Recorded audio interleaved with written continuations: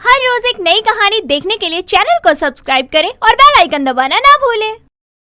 रेशमा अपने ससुराल में अपना बैग पैक किए हुए बड़ी ही बेसब्री से अपने भाई अखिल के आने का वेट कर रही थी।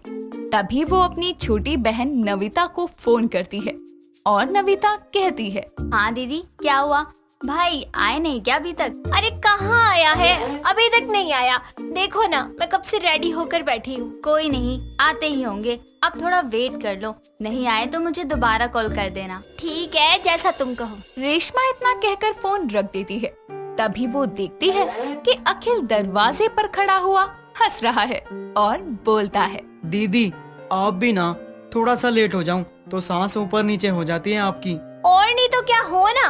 अरे कब से रेडी होकर बैठी हूँ, तुम अब आ रहे हो। रेशमा इतना बोल ही रही थी कि तभी वहाँ पर उसकी सास हेमा आकर कहती है, अरे बहू, अब क्या लल्ला को दरवाजे पर ही रखेगी? अंदर भी बुला, चाय पानी पिला दे।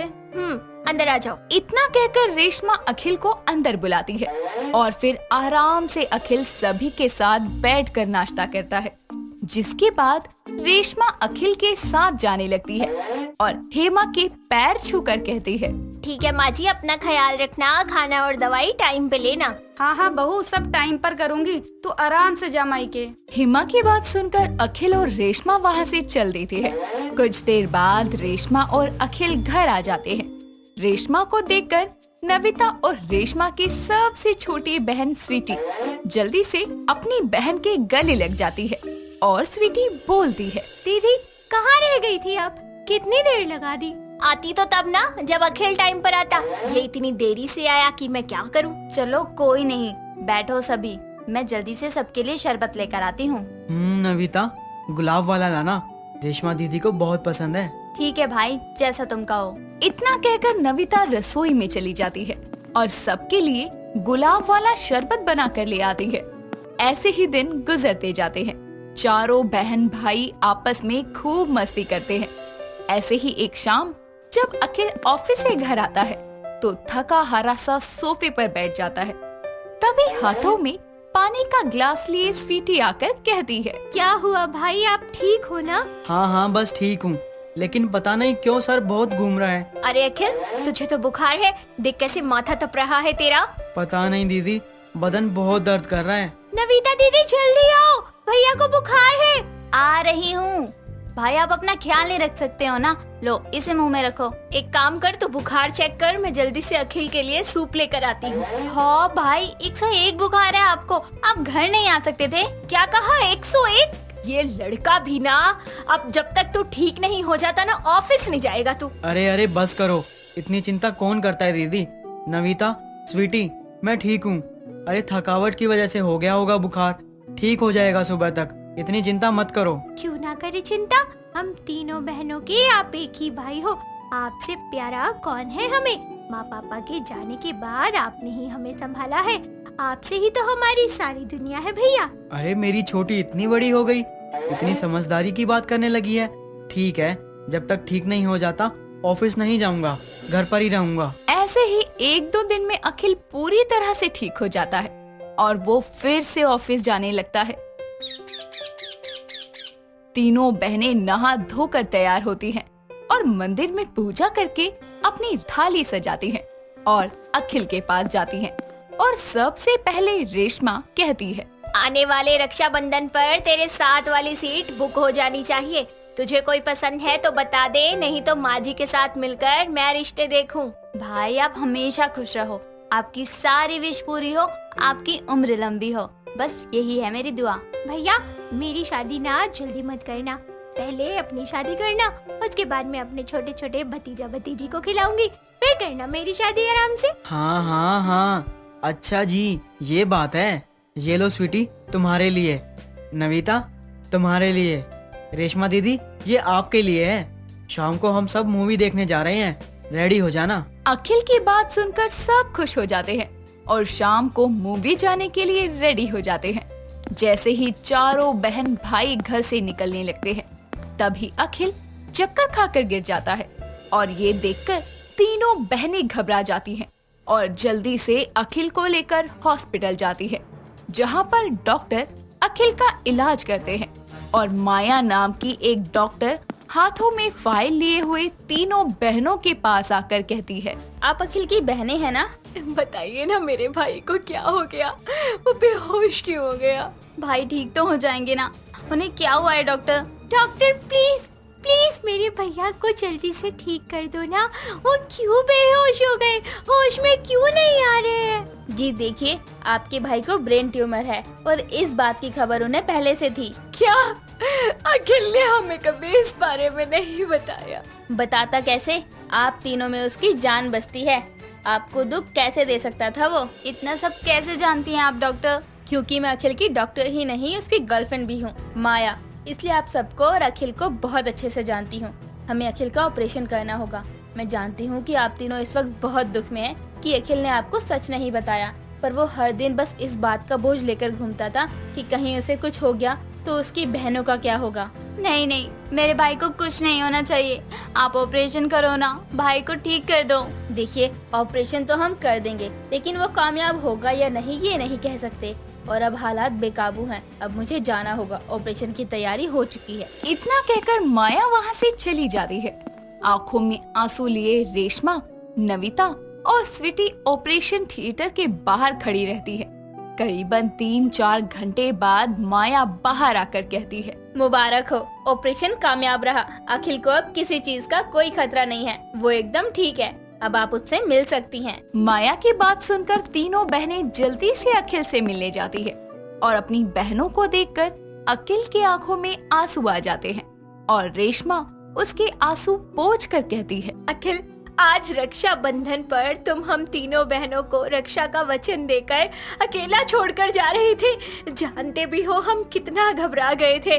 तुमने हमसे इतना बड़ा सच छुपाया, पर भगवान का लाख लाख शुक्र है कि तुम्हें कुछ नहीं हुआ। अखिल, हाँ भाई, हमें आप हमेशा हमारे साथ चाहिए। दीदी, मैं बहुत डर गया था कि अगर मुझे कुछ हो गया तो आप सब कैसे रहोगे, क्योंकि ऑपरेशन के बाद मेरे बच पाने के चांस बहुत कम थे।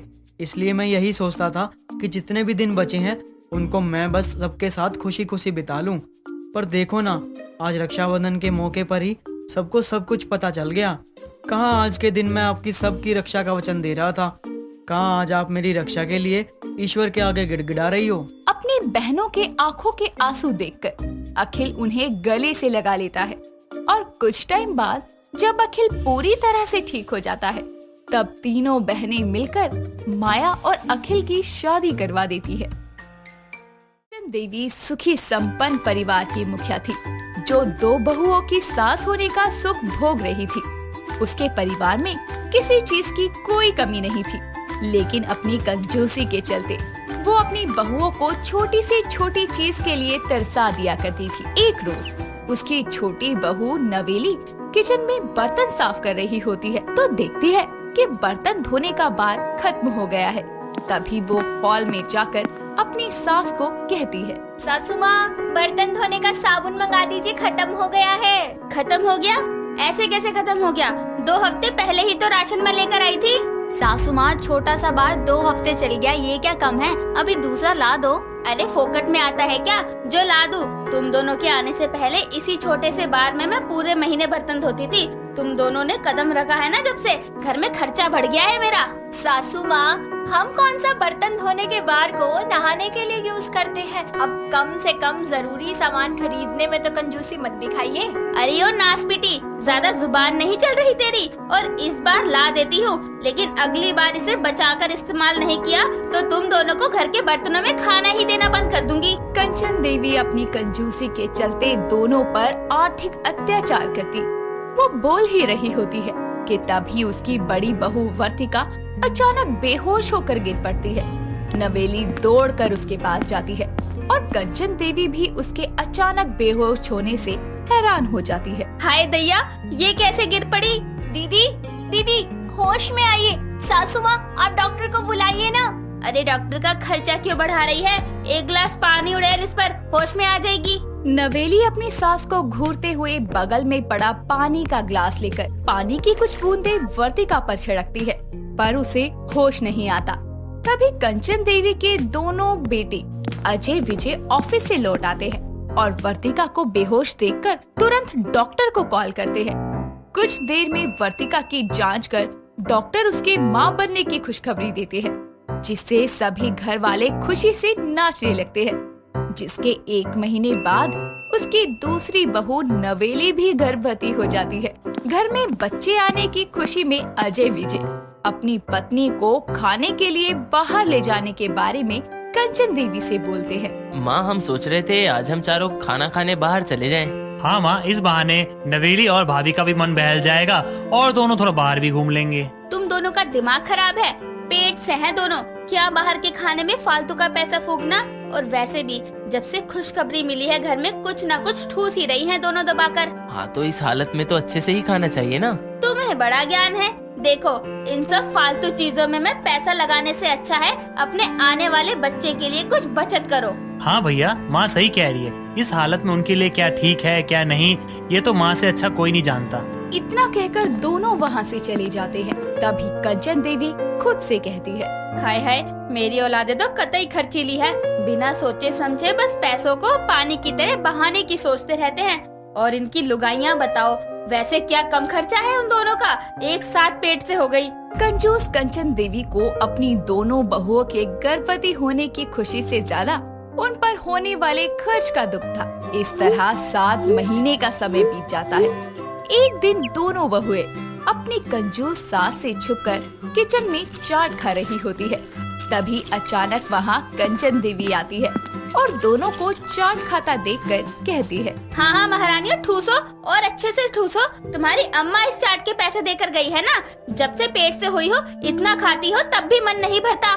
सासू माँ इतने महीने तो मन मार कर ही बिताए हैं। नवेली का बहुत मन था इसलिए चाट मंगा ली। सही है, अभी इस चाट पर जो फालतू पैसे फूके हैं ना, अब तुम्हारे लिए घर में फल मेवा आना बंद। सासू माँ, दोनों बेचारी बहुएं इतना कहकर चुप हो जाती हैं। अगले दिन वर्तिका हॉल में बैठी टीवी देख रही होती है।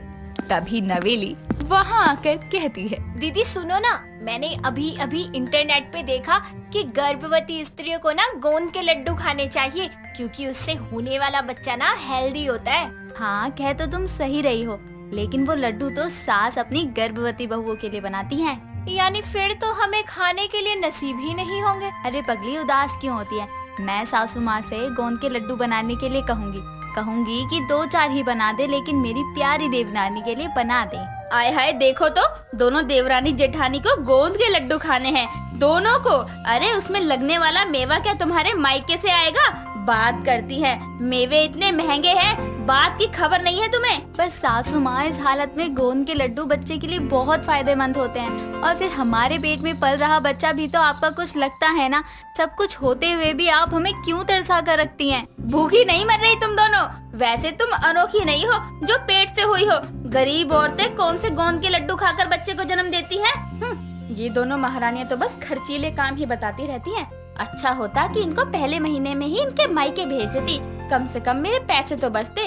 लेकिन अभी भी देर नहीं हुई है। अपनी कंजूसी के चलते अपनी दोनों गर्भवती बहुओं को उनके मायके भेजने की वो सोचती है और अपने बेटों से दोनों को मायके छोड़ कर आने की कहती है। लेकिन वर्तिका और नवेली दोनों मायके जाने से इनकार कर देती है और आपस में बातें करती हुई कहती है, सारी दुनिया में हमारी सास को ही इतना कंजूस होना था क्या दीदी? अब तो वो हमें मायके भी भेजना चाहती है, ताकि हमारे हॉस्पिटल में एडमिट होने का खर्चा उनके पल्ले ना पड़े। सासू माँ इस हद तक कंजूस हो सकती हैं, ये मैं नहीं जानती थी। लेकिन सासू माँ ने हमारे साथ जबरदस्ती की तो हम क्या करेंगे फिर? हमारे तो पति भी सासू माँ के सामने कुछ नहीं बोलते। अगर ऐसा किया सासू माँ ने तो। तभी कंचन देवी अपने दोनों बेटों के साथ वहाँ आकर कहती है, क्यों बहुओ, क्यों नहीं जाना चाहती तुम मायके? जानती हो ना, पहले बच्चे का जन्म मायके में ही होना चाहिए। सासू माँ, और वैसे भी बच्चे का जन्म हॉस्पिटल में होना है, मायके या ससुराल में नहीं। तुम दोनों माँ से ऐसे क्यों बात कर रही हो? माँ कुछ गलत तो नहीं कह रही? और नहीं तो क्या, मायके जाओगे तो अपने घर वालों से भी मिल लोगे। बेटों को भी माँ के सुर में सुर मिलाता देखकर दोनों गर्भवती बहुएं मायके जाने के लिए राजी हो जाती है। समय बीतता है। 2 महीने बाद कंचन देवी को फोन पर अपनी बड़ी बहू के लड़की और कुछ दिन बाद अपनी छोटी बहू के लड़के होने की खबर मिलती है। 1 हफ्ते बाद दोनों बहुएं ससुराल वापस लौटने वाली होती है। उनका स्वागत करने के लिए कंचन देवी आरती की थाल लिए खुशी से दरवाजे पर उनकी राह निहारने लगती है। तभी दोनों बहुएं वहाँ आती है तो उनके खाली हाथ देखकर कंचन देवी और उसके बेटे हैरान रह जाते हैं। अरे बहुओं, मेरे पोता पोती को कहाँ छोड़ आई? उन्हें तो हम अनाथ आश्रम में छोड़ा है सासू माँ। हाँ सासू माँ, दीदी सही कह रही है। हाय हाय नास पिटियो, कुछ भी बकवास कर रही हो। अरे मेरे पोता पोती कोई अनाथ है क्या? सासू माँ वो क्या है ना, उनके कपड़े, वैक्सीन, खिलौने, डायपर्स पर कितना खर्चा होता। अब वो तो बेचारे छोटे हैं, उन्हें नहीं पता ना कि उनकी दादी कितनी कंजूस है। सासू माँ, हम तो आपकी कंजूसी से जैसे तैसे जिंदगी काट ही रहे हैं, पर वो बेचारे कैसे काटते। हमने अपने कलेजे पर पत्थर रखकर ये फैसला किया। ये तुम दोनों क्या कह रही हो? अरे करम जलियो, माना मैं कंजूस हूँ पर मक्खी चूस नहीं। अपने पोते पोती के लिए तो पैसे क्या, अपनी जमीन जायदाद भी लुटा दूं और तुम दोनों उन्हें ही छोड़ आई। मैं तुमसे विनती करती हूँ बहुओं, मेरे बच्चों को वापस ले आओ। इतना कहकर वो रोने लगती है। उसे रोता बिलखता देखकर दोनों बहुएं उसके आंसू पोंछती है। ये प्यार आपका तब क्यों नहीं जागा जब आप अपनी दोनों गर्भवती बहुओं को कंजूसी के चलते कुछ मन का खाने नहीं देती थी, पीने नहीं देती थी। गर्भावस्था का जितना समय हमने यहाँ बिताया, कोई खुशी नहीं दी आपने हमें। आप खुद तो बेटियों की माँ है, तो आप अपनी गर्भवती बहुओं के साथ ऐसा कैसे कर सकती हैं? कंचन देवी अपनी गलती पर पछताती है। साथ ही अजय विजय भी दोनों से माफी मांगते हैं और दोनों बहुएं उन्हें बच्चों के बारे में सच बताती है कि बच्चे वर्तिका के मायके में हैं, जिसके बाद सभी वहां जाते हैं और कंचन देवी अपने पोते पोती को गले लगा लेती है। दोस्तों, अगर आपको ये कहानी पसंद आई तो इसे लाइक करें, शेयर करें और कमेंट करके बताएं कि कहानी में आपको सबसे अच्छा क्या लगा।